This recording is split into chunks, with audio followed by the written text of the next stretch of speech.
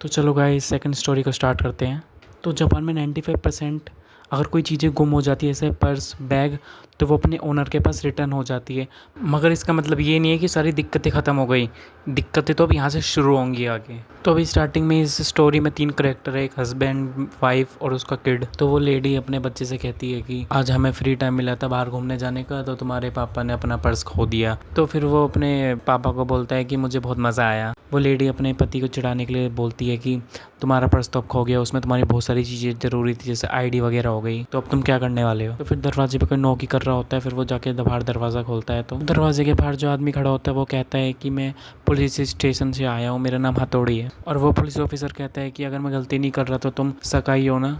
ये यासुकी सकाई उसका नाम होता है, इसका पर्स खो गया होता है, वही जो हस्बैंड है इस स्टोरी में। फिर वो पुलिस को देख के थोड़ा सा घबरा जाता है। फिर वो पूछता है कि पुलिस को मुझसे क्या काम है और पुलिस को मुझसे क्या चाहिए। देन वो पुलिस ऑफिसर उसको उसका खोया हुआ पर्स दिखाता है, जिसे देख के वो बहुत खुश हो जाता है, बोलता है कि ये तो मेरा ही वॉलेट है। फिर वो पुलिस ऑफिसर कहता है कि मैंने तुम्हारा ड्राइविंग लाइसेंस देखा था तो उसमें सारी डिटेल्स थी और मेरी पेट्रोलिंग ख़त्म हो गई थी तो मैं तुम्हें देने के लिए तुम्हारा पर्स आ गया था। और फिर वो कहता है कि मेरा लक कितना अच्छा है, मुझे मेरा खोया हुआ पर्स मिल गया। फिर वो पुलिस ऑफिसर को कहता है कि तुमने मुझे बचा लिया है और पुलिस सच में बहुत कमाल की हो। और फिर उसको वो थैंक यू बोल कर कहता है कि जापान का फ्यूचर तुम्हारे जैसे पुलिस ऑफिसर के हाथों में सही है और सुरक्षित है। फिर वो उसको बाय कर देता है। बट अचानक से जैसे वो दरवाज़ा बंद करता है वो पुलिस ऑफिसर बहुत तेज से दरवाजा पीटने लगता है और स्क्रैच करने लगता है दरवाजे को। और वो दरवाजा बंद होने वाला लगता है कि उस पर पैर अड़ा देता है वो अपना, कि दरवाजा बंद ना हो पाए। तो वो हस्बैंड कहता है कि तुम्हारी क्या प्रॉब्लम है, क्या हुआ तुम्हें। और वो पुलिस ऑफिसर फिर रोने लगता है और कहता है कि आज तक मुझे जितना भी काम मिला है सब पेट्रोलिंग का ही मिला है। वो कहता है कि मुझे लगता था मैं बहुत यूजलेस ऑफिसर हूँ क्योंकि मैं बहुत बूढ़ा हो चुका हूँ अपनी उम्र के कारण, और मेरे टाउन के जो लोग हैं वो मुझ पर चिल्लाते हैं। और कहते हैं कि अपने बारे में इतने अच्छे वर्ड सुनकर मैं इमोशनल हो गया और मेरे आंसू रुक ही नहीं रहे। और फिर वो हस्बैंड कहता है कि मुझे सुनकर अच्छा लगा और आप अच्छे इंसान हैं। अब असली मज़ा तो अब आएगा। अब वो पुलिस ऑफिसर एकदम से अपना सर दे के मारता है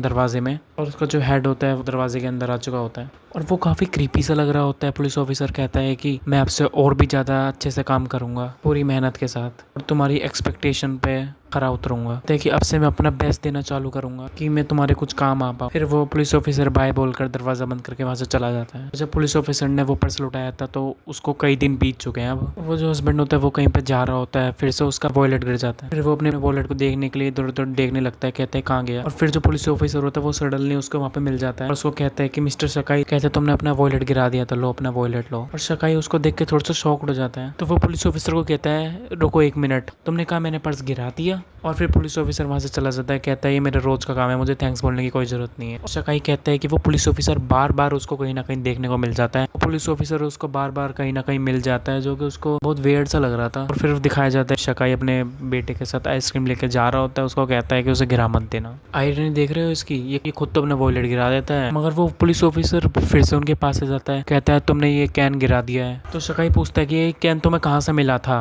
वो कहते हैं जहाँ से तुम कचरे के डब्बे के अंदर पड़ा हुआ मिला था यहीं पर ही। तो शकाई थोड़ा गुस्सा हो जाता है और कहता है कि मैंने गिराया नहीं था, मैंने ये कचरे के डब्बे में फेंका था क्योंकि मुझे इसकी कोई ज़रूरत नहीं है। और फिर शकाई कहता है कि मुझे पता है तुम मुझे स्टॉक कर रहे हो, तो क्या तुम मुझे पागल समझते हो। पुलिस ऑफिसर से कहता है कि ये सब करना तुम छोड़ दो, मैंने तुम्हें अपने घर के आसपास भी कई बार देखा है, बस हमारे घर को ही घूरते हो रहते हो। तो वो पुलिस ऑफिसर काफ़ी ऑब्सेस्ड लग रहा होता है और वेयर्ड सब कहता है कि मैं बस तुम्हारे काम आना चाहता हूँ शकाई। और फिर शकाई अचानक से दिखता है तो वो देखता है कि उसका बेटा तो वहाँ है ही नहीं। वो पुलिस ऑफिसर से पूछता है मेरा बेटा कहाँ गया। तो वो अपने बेटे का नाम पुकारता है टोमोयुकी, मगर वो कुछ जवाब ही नहीं देता क्योंकि वो वहाँ होता ही नहीं है। और फिर मौके का फ़ायदा उठा के वो पुलिस ऑफिसर वहाँ से भाग जाता है। और जो टोमोयुकी होता है वो अपना हाथ धोने के लिए कहीं पे गया होता है क्योंकि कहता है मेरे हाथ गंदे हो गए। देन वो पुलिस ऑफिसर टोमोयुकी के पास पहुंच जाता है, उसे कहता है कि चलो मैं तुम्हारे डैड के पास तुम्हें ले जाता हूँ, मेरे साथ आओ।